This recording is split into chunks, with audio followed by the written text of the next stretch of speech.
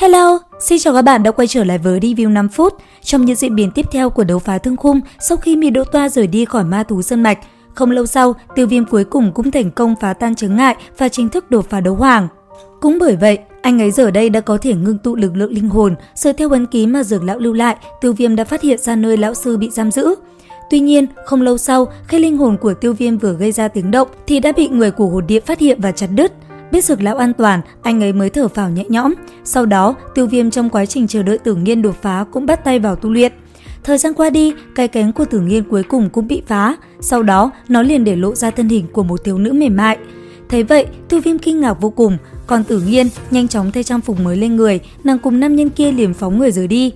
Tuy nhiên, đang trong lúc phi hành, Tiêu Viêm lại đột nhiên phát hiện điều kỳ lạ. Bởi vậy, anh ấy cùng Tử Nghiên liền tiến nhanh về phía tòa thành gần nhất. Khi hai người tới nơi, Tiêu Viêm bất ngờ gặp phải vài tên tứ phẩm độc sư đang tấn công vào thành. Thấy vậy, Tiêu Viêm đã liền ra tay.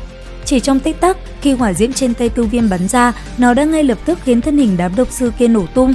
Ngay sau đó, hỏi chủ thành về sự tình phát sinh vừa rồi, anh ấy mới biết Sa Mã Đế Quốc bị Xuất Vân Đế Quốc tấn công. Cũng may, Mị Đỗ Toa xuất hiện kịp thời cùng tông chủ Độc Tông đối chiến, bởi vậy Sa Mã Đế Quốc mới an toàn. Tuy nhiên, cũng vì xuất hiện của Xà Nhân tộc, thế nên hai đế quốc khác là Lạc Nhạn và Mộ Lan đã hợp lực cùng Xuất Vân Đế Quốc tấn công Sa Mã Đế Quốc. Nghe tới đây, Tiêu Viêm biết team Viêm Minh cùng Sa Mã Đế Quốc gặp nguy, anh ấy đã liền cấp tốc đi tới tòa thành nơi các vị cường giả tọa trấn.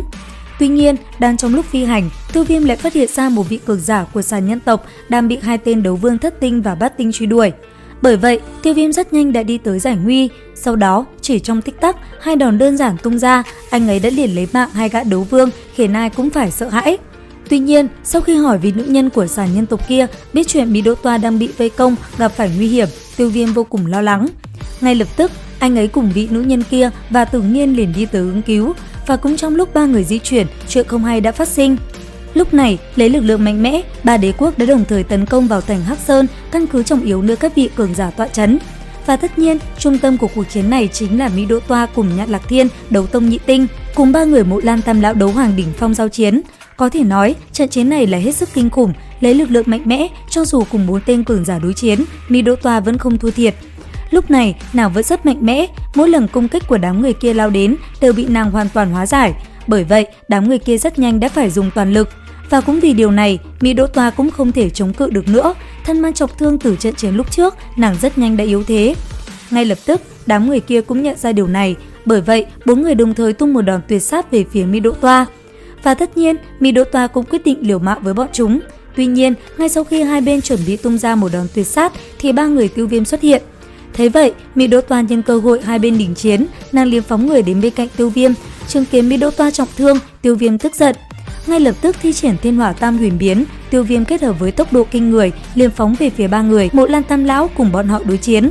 Ở bên cạnh, Mị Đỗ Toa cũng liền lao lên cùng Lạc Nhạn Thiên quyết chiến. Trong không trung, công kích giữa hai bên không ngừng lao đến. Còn Tiêu Viêm đứng trước sự vây công của ba gã đấu hoàng đỉnh phong, anh ấy cũng liền đưa mình vào thế yếu để ba tinh kia chủ quan. Bởi vậy, ba tinh kia nhất thời mắc bẫy. Sau đó, bọn họ liên tục ra một kích toàn lực. Đáng tiếc, lúc này Tiêu Viêm đã huyễn hóa ra ba đạo tàn ảnh. Đây chính là cảnh giới cao nhất của Tam Thiên Lôi độc, Tam Thiên Lôi. Sau đó, lấy ba thân ảnh như tia chớp, anh ấy liền lao về phía ba tinh kia. Lúc này, đám người kia không biết đâu là thật, đâu là giả. Bởi vậy, chỉ trong tích tắc, anh ấy đã tiếp cận được một tên, tung ra một đóa Phật Nộ Hỏa Liên, Tiêu Viêm liền làm nổ tung nơi này. Khi kình khí qua đi, chỉ thấy một tên đấu hoàng rơi xuống, thân thể hắn ta cũng bị thương nặng. Thấy vậy, Tiêu Viêm liền thi triển Khai Sơn ấn kết thúc hai tinh kia ngay lập tức. Tuy nhiên, khi thủ ấn vừa thành hình, ở phía xa lại xuất hiện một người mới. Lần này, người xuất hiện chính là tông chủ của Độc Tông, một vị đấu tông cường giả. Bởi vậy, tình thế lúc này đã trở nên rất khó đoán. Ngay lập tức, Tiêu Viêm liền nói Mị Đỗ Toa ngăn cản Độc Tông chủ. Còn mình, anh ấy sẽ cùng hai tên đấu hoàng đỉnh phong cùng một tên đấu tông đối chiến. Làm theo kế hoạch, hai người đã liền lao lên công kích về phía đối thủ của mình. Nhất thời, một cuộc chiến quyết liệt cũng liền diễn ra.